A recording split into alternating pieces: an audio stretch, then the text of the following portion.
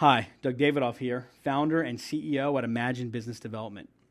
I'd like to spend about the next 20 minutes with you sharing some insights and some findings from a very recent research project that, once understood, can enable you to transform your sales and marketing efforts into simple, predictable drivers of effortless growth, allowing you to multiply your profits. It's been 22 years that we've worked firsthand with more than 1,500 small and mid-market companies. And in that time, we've studied thousands more. And I'd like to share with you the three most important lessons that we've learned. The first and probably most disconcerting is that 95% of companies are getting, at best, 50% of the results they should be getting from their sales and marketing investments.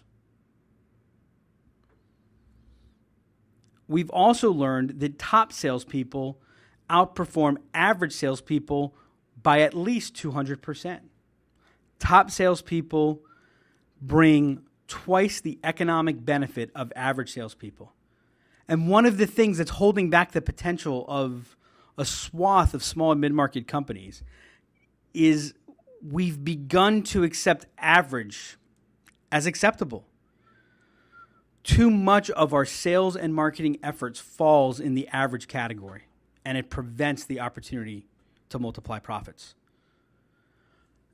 And we've also learned that those organizations that make the commitment, that apply the discipline, and build an organizational approach to sales, they're able to multiply their profits 2 to 4 times without increasing their cost structure.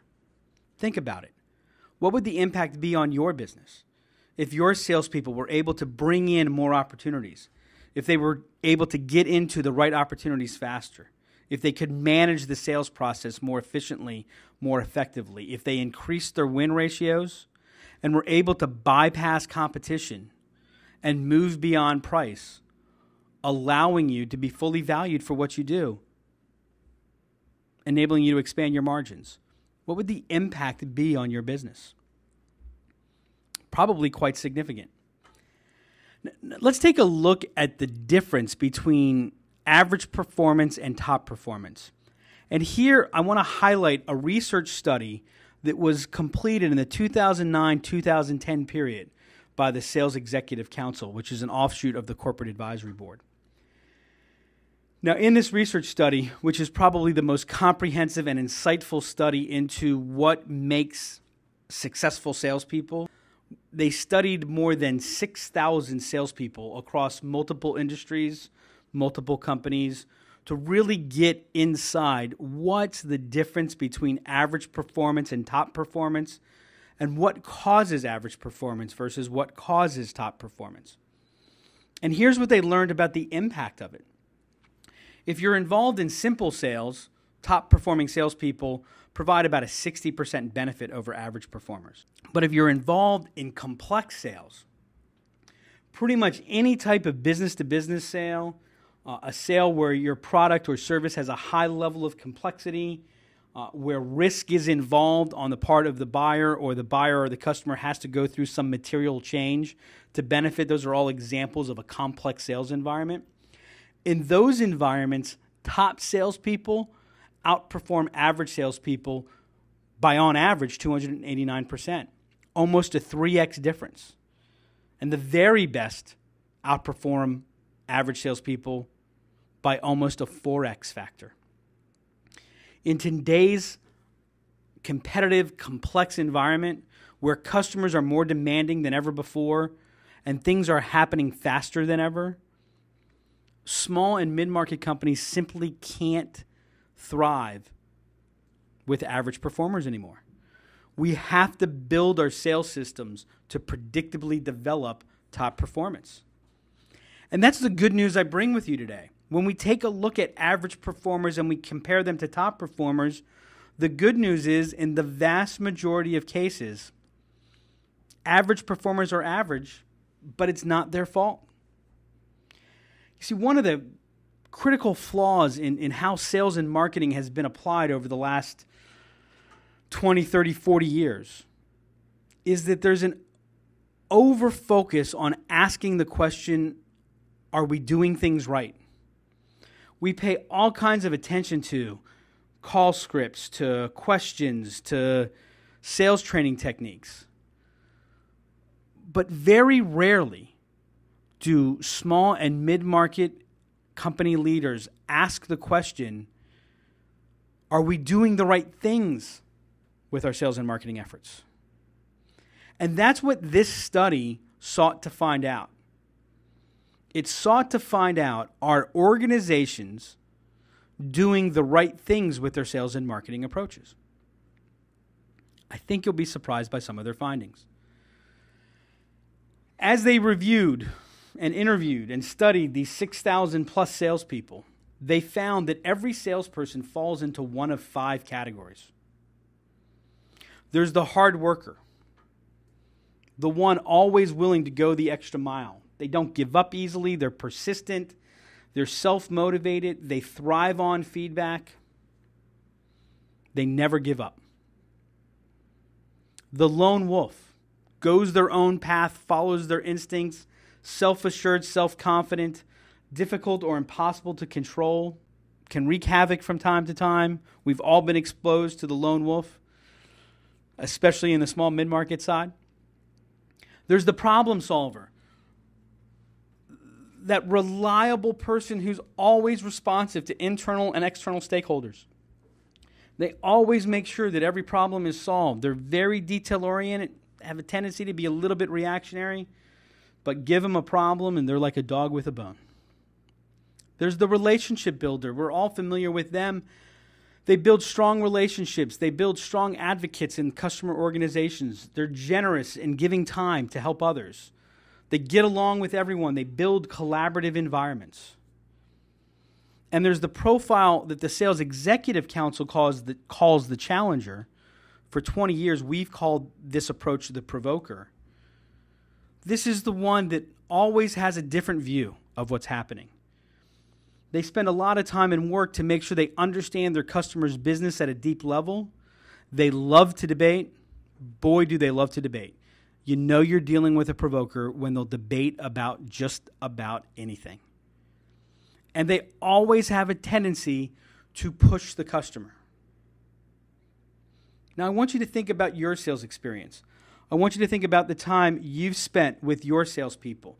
I want you to think about the type of salespeople that you're trying to build, the approach that you're trying to take. And ask yourself, which approach would you pick to be successful on your team? Which approach are you growing? Now, the researchers in this study asked executives, sales managers, VPs of sales, senior leaders, CEOs this very same question. What profile would you pick? What profile are you trying to build to be successful on your team?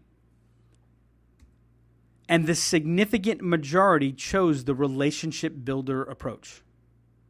And some studies show that as much as 76% of the effort that's put forth in building out sales models and the approach that we're teaching and training our salespeople follows the relationship builder approach. Makes a lot of sense. But ask yourself, is this the approach that actually causes sales? Is this the approach that leads to top performance? And here's where the research began to find some very surprising results. By breaking up the universe of salespeople into average performers and top performers, what the researchers at the Sales Executive Council found was that virtually any profile could be an average performer. If you look at the light blue graph on the left of each profile, that is the percentage of average performers that fit the profile. So if we look at the relationship builder approach, the dominant approach in organizations today, what you find is that 26% of all average performers fit the relationship builder model. Whereas the provoker model, 23% of average performers fit. The real interesting stuff came when you studied the top performers, the dark blue graph on the right. Here they found that only 7% of top performers, of all salespeople, fit the relationship builder model, whereas 39% fit the provoker model. Now, just as with the impact of top performance, the researchers found there was a significant difference when you broke up simple sales versus complex sales. Again, B2B, sales where the customer has to change in some material way, sales where there's significant risk involved in making the decision. And here, the disparity got even bigger. Only 4% of top performers in complex sales had the relationship builder approach, whereas 54% followed a provoker approach. The researchers found it was virtually impossible to be a top performer while taking a relationship builder approach to complex sales. The very model that, even if you haven't thought about this question and you're just reading the books on sales, reading articles in Inc., Forbes, Entrepreneur Magazine, etc., the dominant model to build your salespeople and your sales organization is the very model that has the lowest probability of top performance.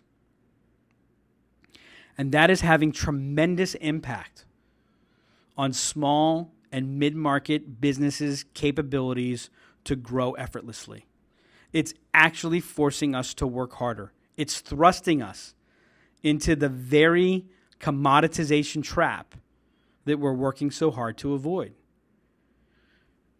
How can this be? Why is there such a difference between the performance of provokers versus the performance of virtually any other profile, but especially of relationship builders or problem solvers? Let's take a look at what's different. The provoke approach is focused on building constructive tension in the customer or with the customer. The interactions are designed to push the customer out of their comfort zone. The provoke approach is all about teaching a unique perspective, challenging the customer, and tailoring that perspective to the customer while controlling the conversation. And what you're going to find is in complex sales, to get a customer to action, and I don't mean just a single customer, I mean any organization that has however many people that are involved in the buying process, you have to get them out of their comfort zone or they don't act. The relationship builder model focuses on resolving tension, on making situations more amicable and positive and encouraging collaboration. And while this approach is great for team building, great for a lot of types of account management and building loyalty, it is not an approach that moves customers to action. It's actually an approach that moves customers to inaction. It's actually an approach that commoditizes you. Let's take a look at another part of the study done by the Sales Executive Council. Breaking down what is it that customers really want from salespeople. What is it that they want from selling organizations? And what you're going to see is the difference that we're talking about here in approach is what drives sales. Now, in this part of the study, the researchers interviewed and studied thousands of buyers at multiple levels, including procurement, isolating what is it that caused the decision, what led them to choose one provider over another provider. Not necessarily what did they spend time talking about, but what is it that actually drove the decision. Only 19% of the decision was driven by the perception of the company that was involved, the sales organization, or by the brand. This is bad news if you've got a big, powerful brand. If you've got the best brand in your industry, it means you can influence at most 19% of the decision with that. It's good news if you don't have a big brand because you're not at that much of a disadvantage. Another 19% was based upon the product and service delivery, the perception of the product. And another 9% based on the value to price ratio. Think about that. 47% of the decision, that's it. It's based on the perception of the company, the perception of the brand, the perception of the product, and the perception of price. Here's what the research found out. It's not what you sell that matters, it's how you sell it. 53% of the decision was based upon the purchase experience. 53% of the decision was based upon not what you sell, but how you sell it. And what is it that purchasers want? Very clearly, they want to be challenged by you. They're looking for sales organizations to challenge them, to teach them, to help them do their jobs better. They're looking for sales organizations that offer unique, valuable perspectives on the market. They want salespeople to help them navigate alternatives. So if all you know is your product, you're being kicked out. They want the salespeople to help them avoid potential landmines, not just in what's directly related to the product, but what they know is that you are a source of tremendous intelligence on what's going on in the market. And so they want you to educate them on new issues and outcomes. And this, by the way, should put to bed the question of, do your customers want to be educated? If you create good content, will they come? They're also looking for a supplier that's easy to buy from. And when you look at the top level decisions, that high level decision maker and in procurement, they're looking for suppliers who have built widespread support across the organization. The days of being able to get in the right door and move the sale through that entire process, those days are over.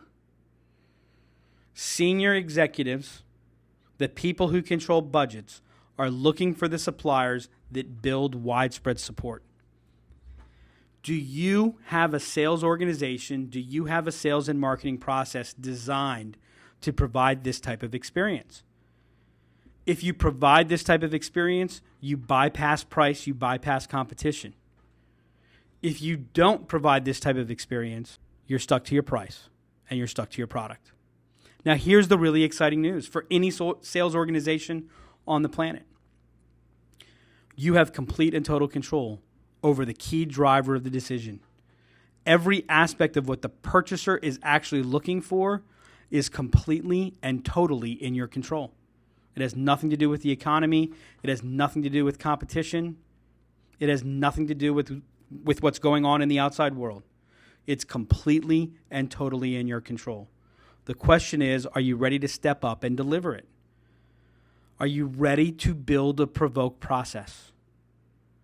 Are you ready to teach your customers to reframe the issues so that they can identify, see, and understand the unrecognized problem?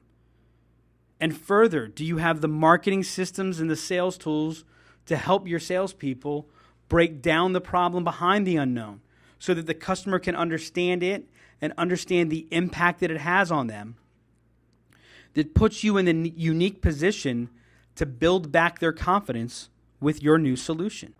Companies that build this approach bypass competition and get to talk about what their offerings are worth. Companies that don't build this approach, well, they're stuck talking about the commodity and how much does it cost. Further, when you break down the organizations that apply this successfully, you will learn it's not about the salespeople. Or I should say, it's not just about the salespeople. The salespeople absolutely matter, but it's about the organizational capability. Are you building the organization to make yourself successful? Are you building the organization to make your salespeople successful? Are your strategies, your tactics, and your execution all working together? Have you taken the time to clearly define who your market is? Have you determined what are those unrecognized issues, those critical issues that not only will interest your customer, but will actually cause them to act? We call those high probability indicators. And when you're clear on who you want and what are the things that are going to lead them to action, that is what allows you to create a powerful market message that breaks through the noise, resonates, and attracts the right people. And further, it enables you to create what we call a commercial teaching point of view, which is fundamental to being able to deliver that provoke approach, that reframe approach for your salespeople and in your marketing efforts. When the strategy is clear, that should drive every tactic that you implement in your sales and marketing approach. They should all be coming from that approach. And further, the tactics should be plugging into what we call a cultivation or engagement process.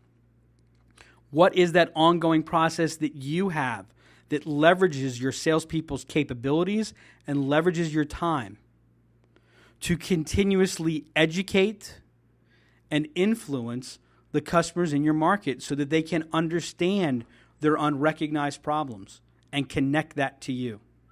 And does that drive into a defined sales process that's implemented by your salespeople? Both when you look at this question of effortless growth from an organizational perspective, what you find is if your organization doesn't have an effective cultivation or engagement process in place that leverages your salespeople's efforts, your sales efforts lose 30 to 70% of their effectiveness. The fastest way to turn average performance into near top performance is build an effective cultivation and engagement process. And further, if you haven't taken the time to define your who and to identify the critical issues that will cause them to action, you're taking on too much complexity to grow. Training salespeople to be successful becomes too difficult, and the complexity thrust upon your operation gets bigger and bigger as you grow. And that's ultimately what causes small organizations to hit walls and to lose potential, to lose profits, and to lose potential equity value within the organization. Now, the companies that take the time, that make the commitment to build out this approach, that take an organizational approach to sales and marketing, they build such a momentum that growth becomes effortless. Anyone who's hit that beautiful golf shot, that one golf shot in a round that just feels great, knows what I mean by effortless. Any athlete that's ever been in the zone knows what I mean when I talk about effortless. The companies that build this approach experience effortless growth and enjoy results that exceed their expectations and often even exceed their hopes. The question is, how do you get from where you are to where you want to be? I do want to take a minute and I want to introduce to you a new process that we've developed to help organizations like yours multiply your profits and experience effortless growth. We call it the Intelligent Growth Index. As I mentioned earlier, while only about 5% of companies are getting the results that they should be getting, that are truly capitalizing on the results of, or on the investments of their sales and marketing efforts, and 95% aren't, the vast majority have no effective system in place to guide their actions. And that's what the index is all about.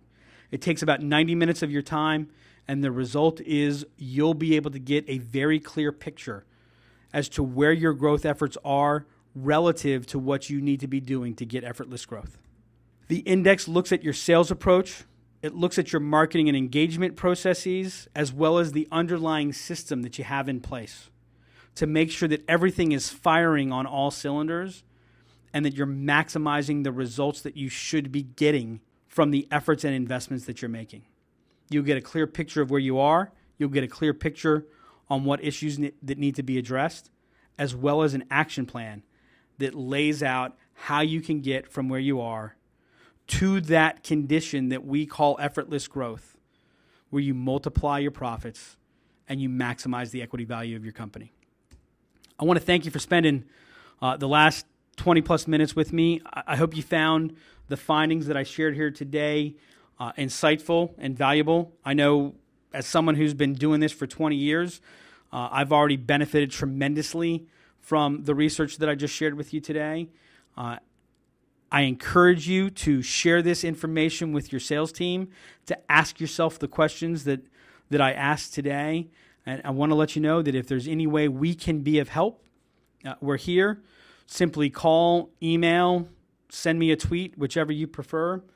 We'll continue to produce the blog. We'll continue to produce material like this to help you get to that effortless growth status, even if you never want to engage with us. I promise you that. But I also want to let you know that if you ever want some help or you want to get a clear picture of where you are, just pick up the phone, send us an email, and we'll be happy to engage.